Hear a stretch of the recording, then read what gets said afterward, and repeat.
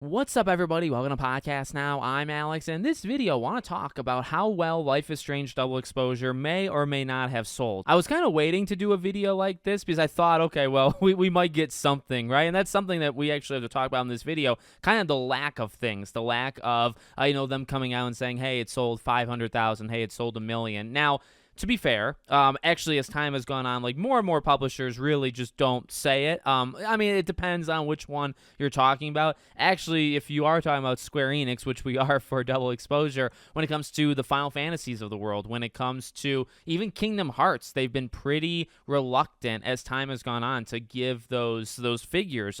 They gave figures for Final Fantasy 16 kind of initially, never again. They didn't give the figures at all for 7 Rebirth. Again, you think to Kingdom Hearts. I think they did originally, but that was back in 2019. They haven't really updated that as time has gone on. So they are definitely one of the more like stubborn, I would say, publishers. I like them. I like them a lot, even despite a lot of their faults. They make a lot of games that I truly can appreciate and like, but they do not talk, about sales. So for Life is Strange Double Exposure, I was wondering, right? Because it's like, okay, this is a return to Max Caulfield. This is something that Deck 9 kind of needs. And, if they want to make a sequel, which the end of Double Exposure directly, hints signals that that's going to happen. If the game sells, 50,000 units, obviously that's not going to happen, right? The game needs to be somewhat successful. Otherwise, you're not getting a sequel. And also, those things matter. Those things matter of, are they going to listen to feedback? And, if the game doesn't do all that well and there's strong feedback for a specific thing, does Deck 9, does Square Enix listen to that and maybe implement it in a future sequel? And it's very possible they're already working on the next game, so it's even more important, right? So, okay, the one thing, and I probably have mentioned this in past videos, so you could always look at the Steam charts, right? That's something that's been available since day one, and, for what my word is worth, it didn't do that bad, I would say, on Steam. It's pretty in line with, like, the other Life is Strange, and, you have to think about when each of these has come out and kind of what Steam has gone through and, just, I would say, kind of expanded as time has gone on. 8,524 is the number that was the all-time peak, and I believe that was launch day, right? 25 days ago. So one thing you can look at is they have their owner estimations, right? They got 4 different websites that track this stuff. Now, there is a pretty big separation between the highest one, VG Insights, and the lowest one in Play Tracker, right? It's literally actually double. It's double by Video Game Insights. Now, this is one that I have gone personally on their website and tried to look at it.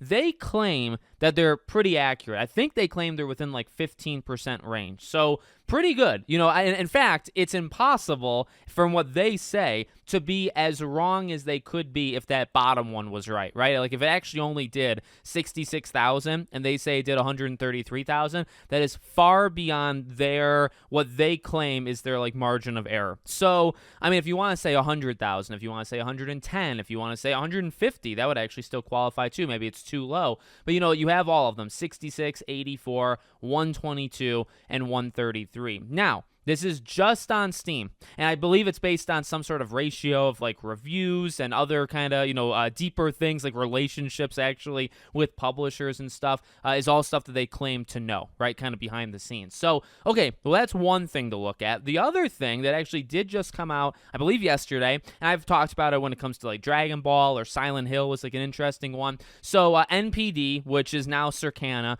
they do a listing every month. They do a chart of the top 20 games, right? And these are US games, and these are between a certain time period. But it's physical, digital, and it's everything. It's PlayStation, Xbox, PC, all that jazz.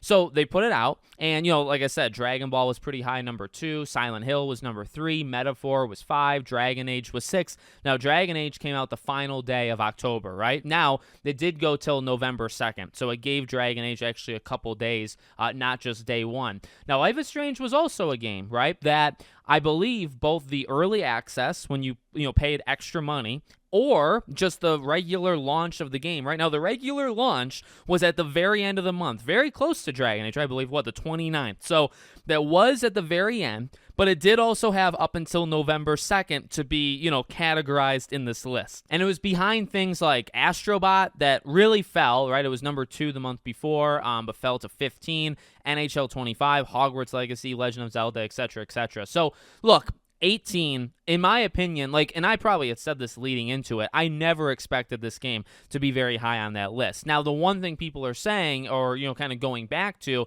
is if you look at True Colors, right? Now, True Colors came out earlier, much earlier, actually, so it had more time to be in the September of 2021 list than Double Exposure did in that list, okay? Now, I think that's very important to say just overall, right? But Life is Strange True Colors ended up being 10th in that list. And, back then, Ghost of Tsushima was number 8.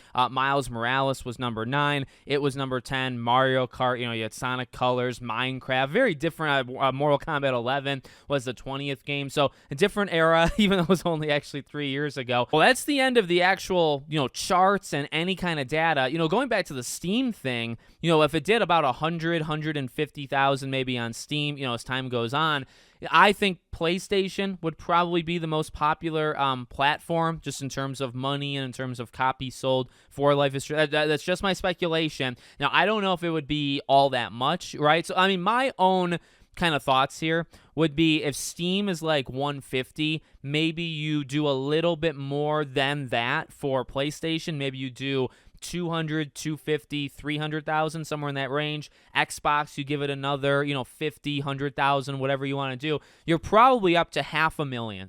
That, to me, I feel like that's a pretty safe number. It might be lower than that, honestly. It also did just come out on Switch. Now, that was not included, obviously, on the charts or anything like that. But, I don't know. I think 500,000 is somewhat reasonable. Now, this goes back to Square Enix and their reluctancy to say anything, right? Because the line that was said for True Colors specifically, right, was that it generated the highest launch month dollar sales for any Life is Strange title to date. Now, that thing fell off the list right after September, and overall, we know that, Life is Strange 1 has outsold pretty much, the entire rest of the franchise, right? It's very safe and fair to say is Life is Strange 1 is the highest selling one. So, again, the reason I keep bringing all this stuff up is, there's such an unknown. True Colors, yeah, you know why it was the highest, I think at least, the highest month dollar sales launch of any Life is Strange game? It was the most expensive one to date, right? It was a full price game. Even Double Exposure, $50. I think actually True Colors was more. I think True Colors was $60, right? So, these games are more expensive than Life is Strange 1 was, than Life is Strange 2. So, and Life is Strange 1 has had legs. Really, none of the other games have had legs, which includes True Colors. And that's the tough thing, I would say, with even Double Exposure, right? Where it's okay, say it sold 500,000, give it 3 years. Does it stay there, or does it have these long legs where Life is Strange 1, it sells every year? It's not high on the list or anything, but it is slowly churning out. And although we saw that it reached 20 million players, that's not sales, right? But that's people playing it. That still illustrates that people are playing Life is Strange 1 every year. More and more people are experiencing the game in one way or another, buying it or maybe playing it on a subscription service, whatever. More and more people are joining the bandwagon every year. And my own personal opinion is that really has not happened with any of the other games. That's why I think Life is Strange 1 was so special. That's why I think they wanted to go back to Max, because I think Max has that kind of staying power. And so, for Double Exposure, it's going to be which ones are going to follow, right? That to me is the most important thing, because I personally don't think, look, 500,000, say it sold 500,000. 500,000 at $50, it's a small studio. Here's the thing. Square Enix also thinks every game that's ever come out for them is a disappointment, right? Any game that releases, they say underperformed. The only game that they haven't said that for, at least in the last maybe 5 years that I remember, is Kingdom Hearts 3. Kingdom Hearts 3 really worked and really sold and really made them a lot of money, but it just feels like every other game that comes out besides Kingdom Hearts 3, they've talked about it being a disappointment or unsuccessful. But that's the big thing to me, is what kind of legs does it have? Does it get to 1 million? Because the thing is, if it's not even going to hit 1 million, right? In the beginning, right, I was talking about, well, they haven't said anything. Final Fantasy 16 doing 3 million, that is a nice number. Even 1 million is a nice number, right? You got it for Persona 3, said 1 million. I think Tekken said when it got to 1 million. Metaphor said when it got to 1 million. Silent Hill 2. I was 4 games right there. I think I'm probably missing a couple, say 5 or 6 games this year that launched this year. They reached 1 million, which is probably not like getting to the point of being profitable for some of these games, and they announced it. Because 1 million is still kind of a big deal, right? Like when you reach 1 million sales, that's pretty big. So I feel like maybe when Life is Strange does that, they'll say something, and that'll take some time. It really will, because if the thing only did 500,000, say in the first month or so, you got it's going to slow down, and so you might have to wait till maybe mid to late next year for it to actually do that. And again, that's if it has legs. We've never heard. Anybody know if True Colors ever reached 1 million, 2 million, 3 million? Like, we don't know what True Colors ever did, just that it was the most expensive Life is Strange game at the time, and it probably sold, again, 100, 200, 300,000 units, which, yeah, when it's double the price of the other games, of course it's going to be the highest dollar revenue, right, Life is Strange game. So I don't know. I'm not coming at this video, like, the point is not to mislead or anything. I just wanted to kind of have a discussion of breaking down what we know and what we don't know, right? It's hard to tell.